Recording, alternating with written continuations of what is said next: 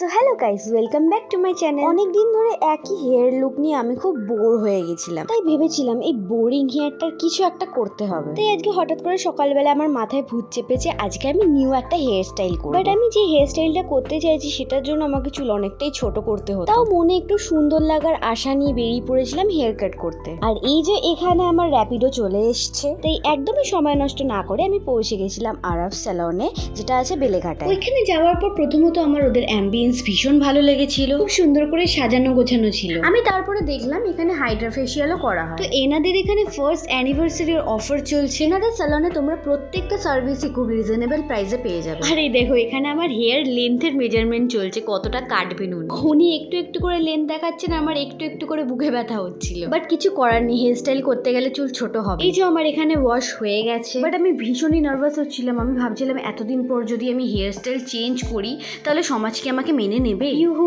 এই তো আমার চুল কাটা হয়ে গেছে। চুল কাটার সময় আমাকে হাত বার করতে বারণ করেছিল, তাই ভিডিওটাও করতে পারিনি। আমার তো প্রথম দেখে মোড়কের ঝুটি লাগছিল। তারপরে হেয়ার সেট করার পর আমার মনে হচ্ছিল এ কি আদেও আমি? I mean that's looking too good. আমি তো খুব স্যাটিসফাই হয়েছি। তোমরাও চাইলে এই সালনটা ভিজিট করতে পারো, আমি ডেসক্রিপশনে অ্যাড্রেস দিয়ে দিয়েছি। যাই হোক, ভিডিওটা ভালো লাগলে like, comment, share and subscribe করতে ভুলবে না কিন্তু। দেখা হচ্ছে নেক্সট ভিডিওতে। বাই।